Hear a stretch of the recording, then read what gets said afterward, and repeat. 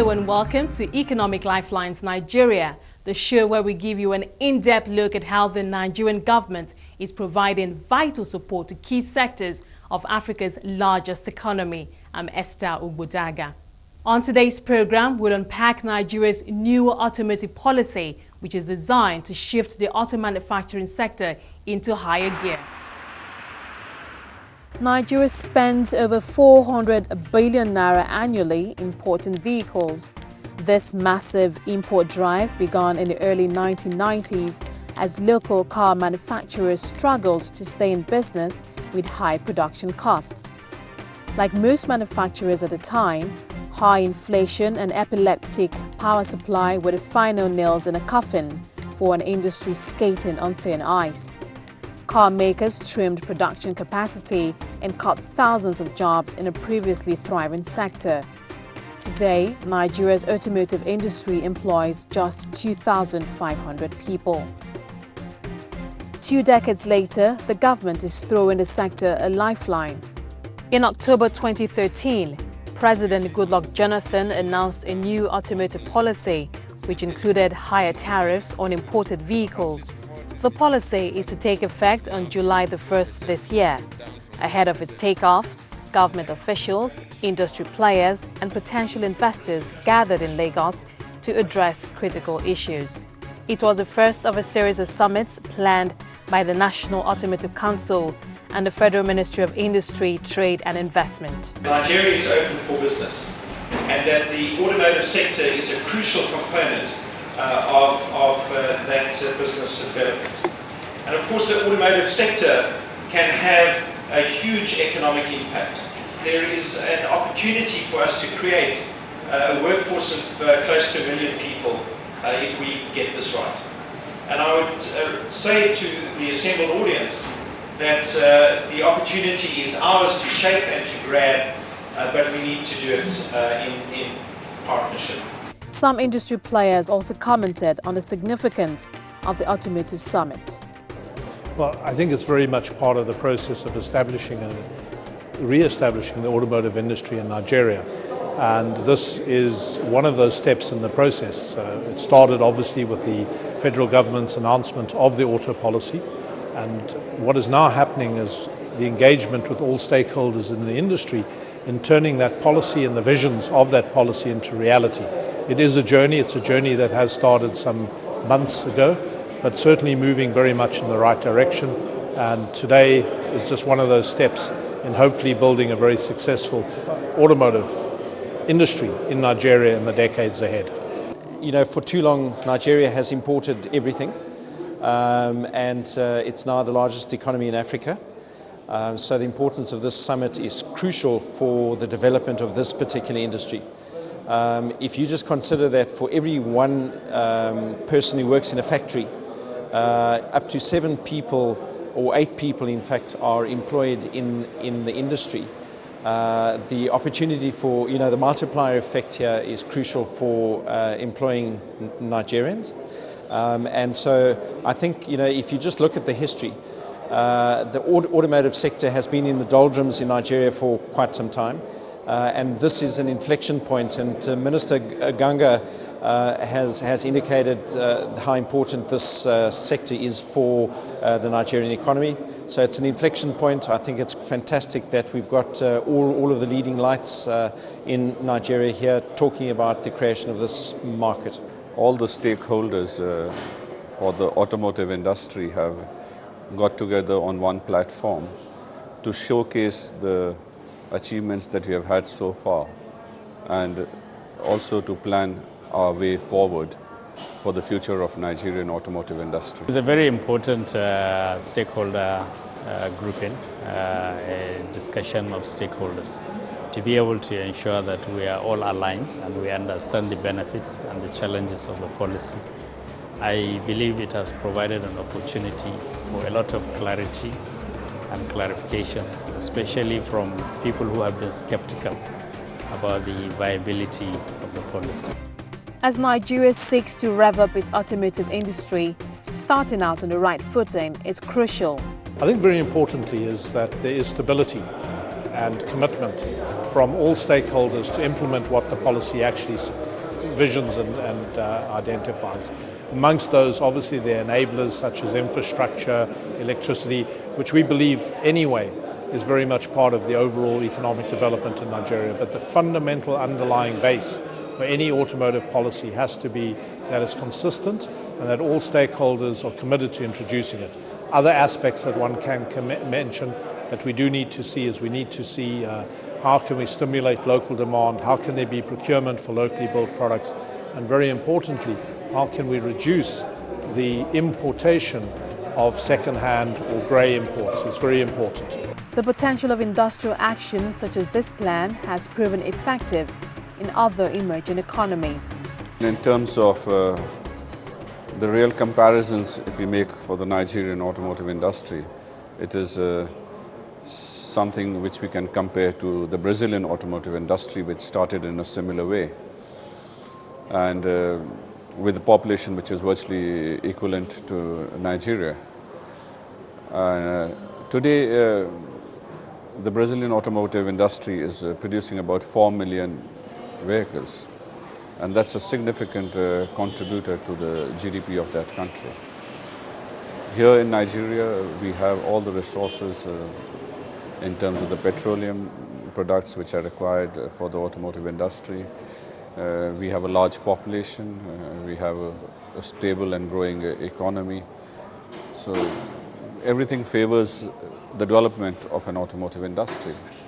However, it requires a lot of entrepreneurship, it requires a very well coordinated policy from the government and the various divisions within the government.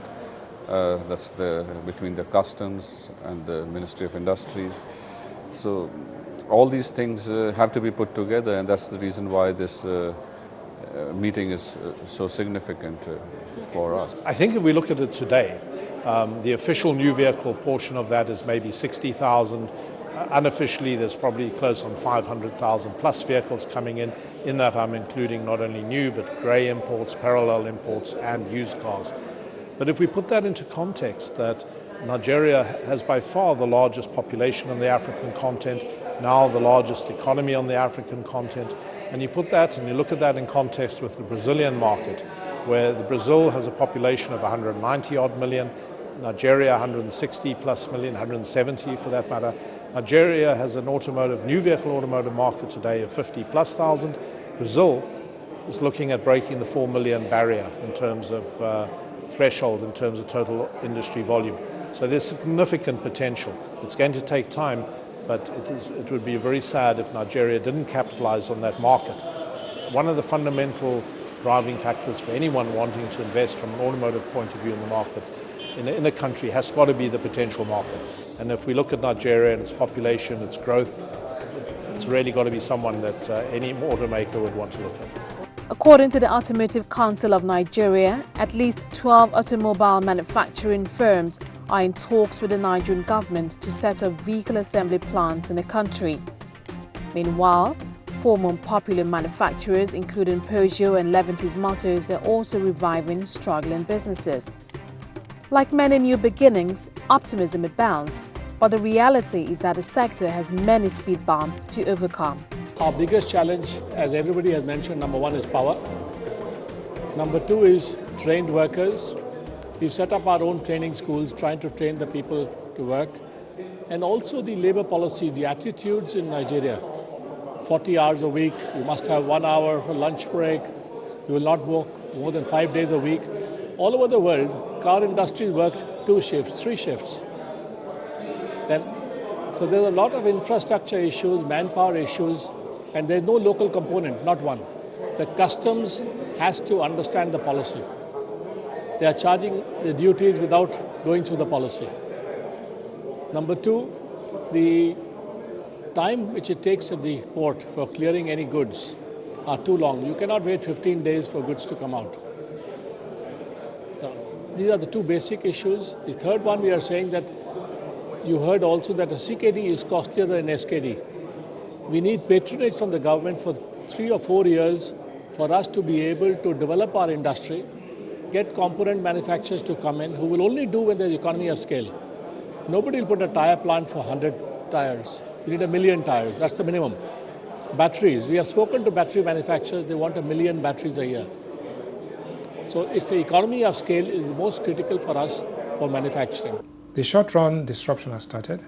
The long-term benefits are still not going to be felt. They will be felt, but it will take some time. What some of us are saying is that it is time to synchronize the benefits with the costs. That is, milestone it and say that, look, after year 1, the duty goes up by this level. After year 2, the duty, so you have enough time to actually bring about the new investments and synchronize that with the cost. Right now, the customer is going to be paying the penalty, not only the guy who is buying the cars, but those who are going to be using the taxis that are under the new policy, who are going to be using light buses, and those who are going to be transporting goods. So the inflationary spiral and impact is going to be much more than you have ever anticipated. The chairman of Coscharis Motors, a major BMW and Ford brand dealer in Nigeria, Cosmas Maduka, has expressed concern about the timing of the policy. There are obvious concerns that one cannot just throw away. I believe in this policy myself, but the issue is this the right time? Is it really ripened? Okay, I've asked that question in the morning, and it's very obvious because the automobile industry is completely, totally different from any other kind of automobile and any other type of industry. Sometimes people are mistaking automobile industry with like production of cement, some other stuff, where all you require is to site your plant where the raw materials are concentrated. Limestone in terms of like cement manufacturing. But automobile industry is something that had almost 2,000 different components, and no single one manufacturer make more than 50% or even up to 50% of that. It's all at source. So you see, it's a completely different industry. You are just getting different product that has gone through level of raw quality production and put them together as assembly manufacturer.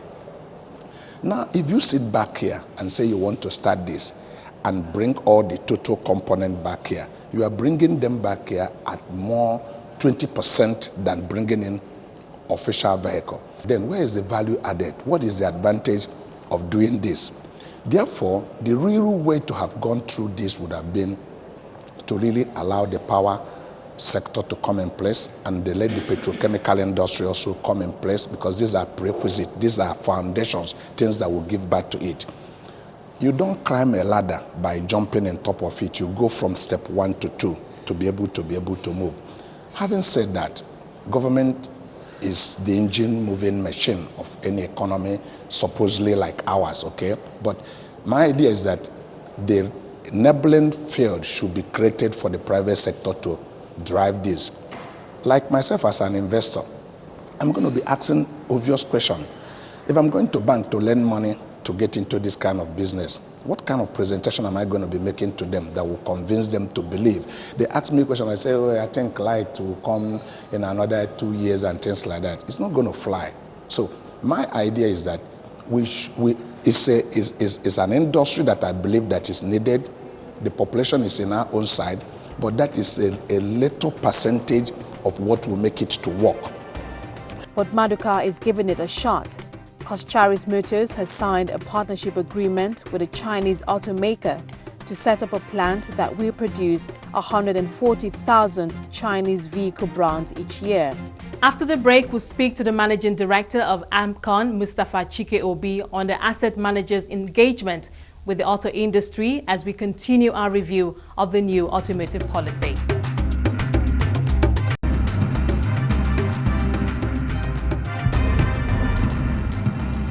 Welcome back to Economic Lifelines Nigeria. At $34 billion, Nigeria's manufacturing sector accounts for 6.8% of the country's rebased GDP. Now, this is set to grow with the establishment of vehicle plants in the country. The automotive sector is a key component of the 5-year Nigerian Industrial Revolution Plan of the Ministry of Trade and Investment. The NIRP aims to diversify the nation's economy and increase the manufacturing sector's contribution to GDP. The National Automotive Council cites Nigeria's large population and robust economic growth as key factors that should underpin the growth of the sector and put the production potential of the country's automotive market at about 1 million vehicles annually. Peugeot Automobile Nigeria is one car maker committed to the transformation, not least because it is a debtor to the Asset Management Corporation of Nigeria after a rough season that saw a sharp decline in sales and a build-up of debt for the car maker. The new policy could not come at a better time for the company. Well, Peugeot was one of the non-performing loans we acquired from the banks in the process of carrying out a mandate of cleaning up the non-performing loans. But we realized very quickly that the automotive industry is very important to countries and is usually a very, very high source of employment. And we felt it was very, very important that the Peugeot, being the leading, at the time, leading Nigerian automotive industry, should be supported. It also located in Kaduna, an area in the northern part of the country that is in need of employment. So we felt it was very, very important putting those two things together, the importance of the industry and the location of the PAN, that we support the industry and see whether we can revive it and bring it back to the glory days of PAN, and also to, if possible, make it even bigger. We note what Innocent is doing, and we think that with support, Peugeot and Innocent together can help revive the Nigerian automotive industry. So yes, the policy does help Peugeot, but I think it's optimistic to say it's for Peugeot. I think that there's a Stallion group, there's Innocent, there's a number of other groups that are coming into Nigeria to assemble and ultimately manufacture cars. And I think that that will be very, very good for our manufacturing base and good for our employment base. AMCON's view remains to be supportive, but making sure that it's something that's viable. If it's not viable, we're not going to support it. But we believe that PAN is viable, and one or two others that we're talking to could be viable. You know, we believe that the policy was made for Peugeot, technically, because Peugeot has been one of the only surviving automobile plants in Nigeria. We have the most and the robust experience pool in the country in terms of automobile. We already have the infrastructure, and for us it's a very easy play. We're just going to step up and make sure that we plug into the policy. And we have an advantage because we have everything it takes to plug into the policy. We're not bringing any new capital, we're not bringing any new investors or any new OEMs. We already have those partnerships, we have those relationships, we have the infrastructure, we have the experience, we have the skills in-house. Peugeot has been a market leader in Nigeria. When the government policies were not very favorable, it affected our position because we already have made huge investments in the economy, in the country. Now with this policy, it only helps us to max the benefits from our own infrastructure and from our own investments. Partnerships are crucial to the future of Nigeria's automotive industry. Today, large global car brand makers are teaming up with a few local dealers to distribute their brands in Nigeria, while many smaller dealers sell a wider range of brands. The new automotive policy creates an even bigger opportunity to deepen these partnerships. However, success will depend on a number of factors. So if you look globally, all around the world, original equipment manufacturers, OEMs, Nissan, Ford, Toyota, they always, to leverage markets, go in with local partners. And Nigeria will be no different. In fact, it's probably even more important that there are these partnerships here in Nigeria, not only to understand the nuances of doing business here, but to leverage the opportunities which are here, and understanding your channels to market, the challenges which exist with infrastructure, culture, all of those components. You know, global players need to have local partners. There's no doubt about that. Nigerians don't buy new vehicles because they do not have the resources to do so, because buying vehicles in Nigeria is cash and carry. So we must make it convenient for Nigerians to buy automobiles. And that is why the credit purchase scheme must be in place. When I held a meeting with West Bank some time ago, we had a very elaborate discussion, and they asked me, when do you think you want this scheme? And I said, like yesterday. Because January 1st is just around the corner. So I still want to tell West Bank that this is something we want in a hurry. Because if you don't have this credit purchase scheme, that increase in price that I mentioned will definitely happen, and the public can mobilize against this policy. To make it more successful, one of the keys is financing, making sure that the average citizen doesn't have to borrow a 25% interest rate to acquire a brand new car.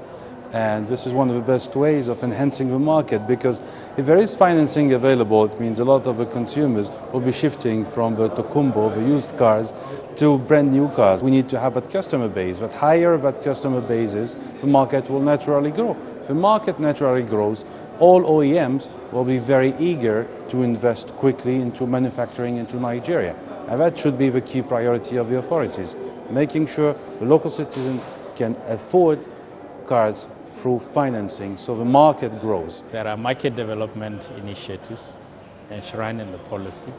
Already we are aware that the National Automotive Council, as part of the market development strategy, is working with some partners to make sure that we can create a low interest financing scheme for vehicle acquisition. The current structure of Nigeria's automotive market is 80% used cars and probably about 20% new cars. Now we need to see a way of developing and working with the government, and of course also as OEMs and as assemblers, we need to ensure that we bridge that gap, or we tilt the scale. We need to be able to create and provide vehicles, new vehicles that customers can buy rather than the second-hand vehicles. So a lot of initiatives will go in, both from the government in terms of the development of the policy, but also I think individually each organization will be challenged to make sure that it buys or it takes away some of that market, second-hand market, and convert it to a new car market. It's a question of income distribution.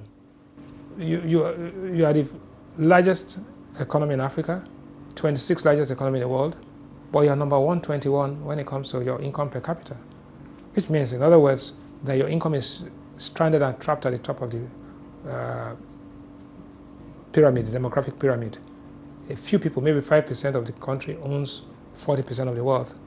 And there's only so many cars that those guys can buy. By the time you finish buying 10 cars, you'll have nowhere to park it. What we need is that there are 16 cars for every 1,000 people in Nigeria. We need to increase that. The automotive policy is expected to generate more than 700,000 direct and indirect jobs, according to the Ministry of Trade and Investment.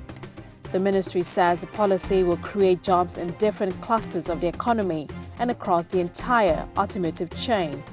It's also expected to fast-track the growth and development of other related industries, such as steel, automotive spare parts, and petrochemicals. Industry players say there's significant interest from foreign investors. However, investors who have shown faith in the automotive policy are counting on the Nigerian government to deliver on its promises. We are working with the state governments to set up automotive supplier parks where there will be some infrastructure, in particular to encourage local content development, who will go there and set up with most of the infrastructure provided. You need the courage to invest when a lot of things are still being clarified and a lot of issues are still to be cleared. That itself is a big decision to put so much of investment on the ground. But we are confident of the country, we are confident of ourselves, and that's the reason why we have started the process. I'm tremendously encouraged by what I've heard at this summit with regards to the involvement of government, together with the involvement of original equipment manufacturers, but we need to be clear. This market is in its infancy. There are tremendous challenges. Everybody who's going down this road needs to go down the road with their eyes open. But Government needs to partner with original equipment manufacturers who need to partner with the component manufacturers. Labour is important, tertiary education is important, skills development is important, but we're headed in the right direction. With less than 2 weeks to the implementation of the automotive policy, the Nigerian government says it remains committed to the success of the policy. Will this policy be sufficient enough to spark a boom in Nigeria's automotive sector? Only time will tell. That's a wrap on this episode of Economic Lifelines Nigeria. Remember, you can catch this and past editions of the show on our website, www.cnbcafrica.com. I'm Esther Ubodaga.